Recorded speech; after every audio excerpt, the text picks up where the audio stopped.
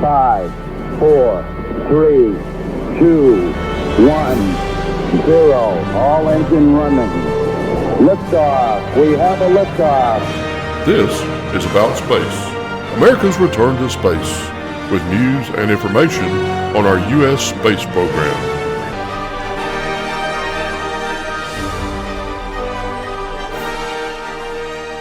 From our About Space Today World Headquarters, I'm John Gomez. This week in space, an interview with Artemis II astronaut Jeremy Hansen of the Canadian Space Agency. This and more next, as America and the world is listening to About Space Today.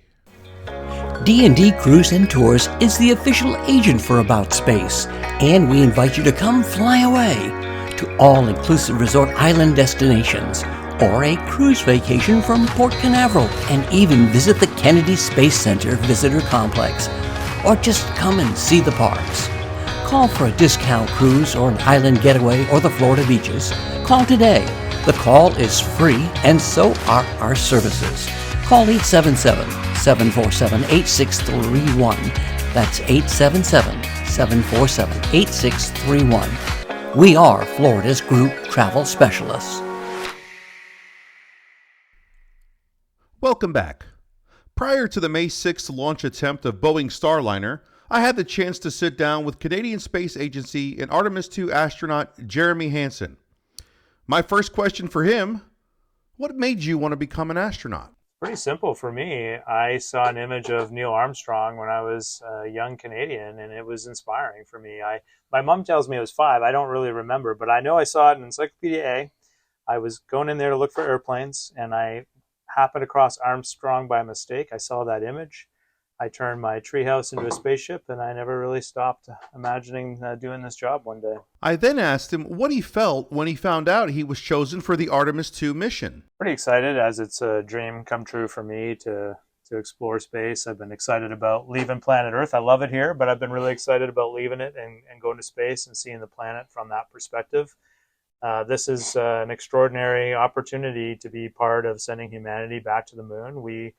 This is just one step of many to do that, but it's an important step, of course, like they all are. But eventually, our efforts on this mission are going to enable boots on the moon, build a gateway space station, create an international collaboration to do more in space, to go further in space. I think this is extraordinarily important. Our contribution as a crew is pretty tiny compared to what's required overall from the team to make this possible. But it's a fun contribution. I'm enjoying the ride along the way. And so, what was your family's reaction when they found out you'd be part of this historic mission? They were super excited. Space exploration has been a big part of their lives, supporting me and pursuing this dream.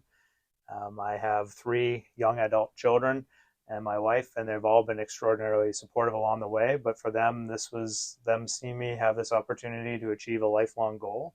And they've been really excited for me. Of course, it's not lost on us that there's some risk involved.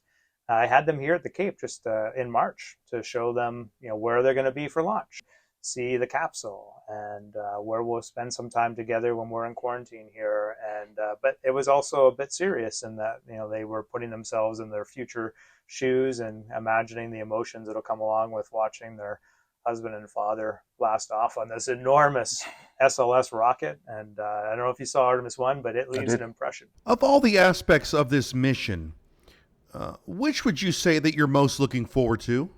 Definitely looking forward to seeing the Earth from space. It's obvious to me when I speak to my colleagues who've been, it has a profound impact on them. I don't think it teaches them anything new, but it is a profound human experience to see the Earth from space. Reed talks about it a lot. He's really excited to see my eyes and my smile when I see the planet from space for the first time.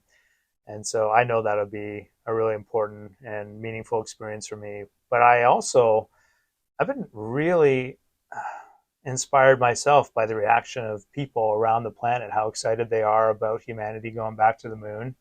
And I have this sense that during Artemis II, we're not going to solve all the world problems, but we are going to make a positive contribution in sending back images of our planet taken with human hands.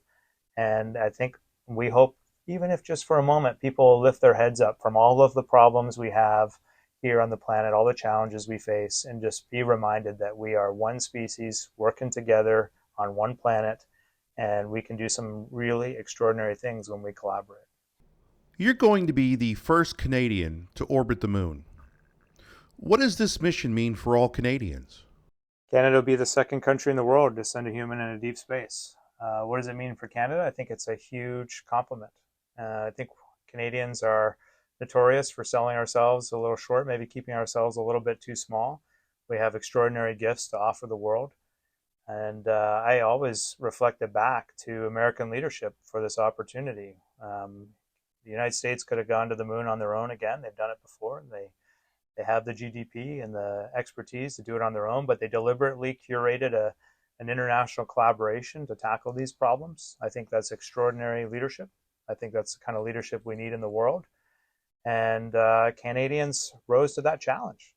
And here we are again, bringing real value to the international space collaboration, delivering robotic solutions and other solutions for the lunar surface. And so I'm really proud to reflect that back to Canadians and just remind them, look, your contributions are appreciated on the world stage. Keep it up. Imagine what we can do next.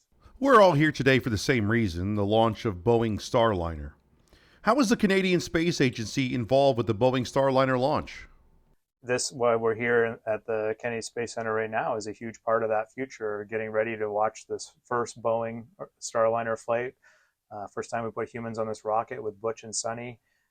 It's very meaningful for Canada. Josh Kutrick is going to be in mission control as the Ascent Capcom for this launch, supporting Butch and Sunny on the comm loops. And the next time this vehicle flies, he'll be on board, flying to the International Space Station. So Josh has been doing a lot of work with this extraordinary team, getting ready for this mission. Jenny Gibbons is backing up the crew on the Artemis II mission, so helping us get ready for that. And so, yeah, supporting them is a big part of what I want to do in the future. Talking about the Artemis mission, you get to orbit the moon, something only a few humans in history can say that they've done. You do that, what comes next? I think, it's just this is a human experience, and I'm just grateful for it. I'm not too worried about what's next, other than I do know what motivates me and gets me excited, and that is seeing huge teams of people come together and do extraordinary things. Space isn't the only place we do that, but it is one of the places we do that, and I will be motivated to continue to contribute in that vein. And this mission will be the icing on the cake for me with respect to an astronaut career. But I'm not done yet. I'd like to keep contributing going forward. I think there's a lot of value in space exploration for humanity. It doesn't solve all the problems, but it's definitely an area that we are making a positive contribution for the world. We need that. Jeremy, last question.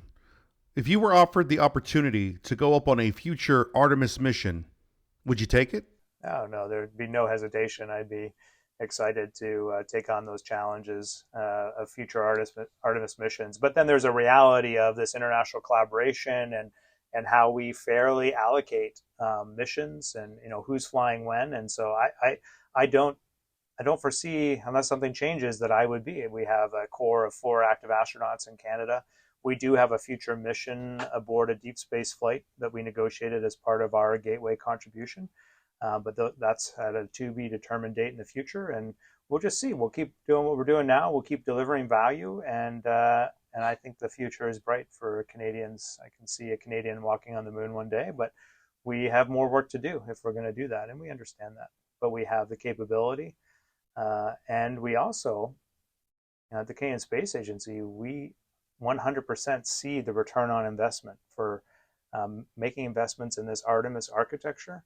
There are challenges we face in our country, especially in our northern communities, with respect to remote healthcare, growing food security, and as the environment changes and hunting grounds and fishing grounds change, we see direct connections to what we're learning as an international collaboration to go back to the moon and eventually Mars, benefiting Canadians on the planet. And so we do think we can make some smart investments that will be dual purpose. And so I'm excited about that. And I definitely, regardless of what happens in my future, I want to be a part of enabling those future contributions because I think they matter.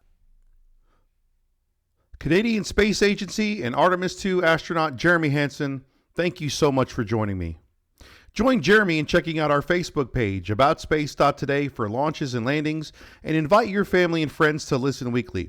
You can find us on your favorite podcast platforms like Apple, Spotify, Libsyn, and more. Be sure to join David Denault twice a month for Special Report and Don Meyer every Friday for America in Space. Whether you're listening on the International Space Station or just on your phone, thanks for joining me. I'm John Gomez, and you just learned a little bit about space today.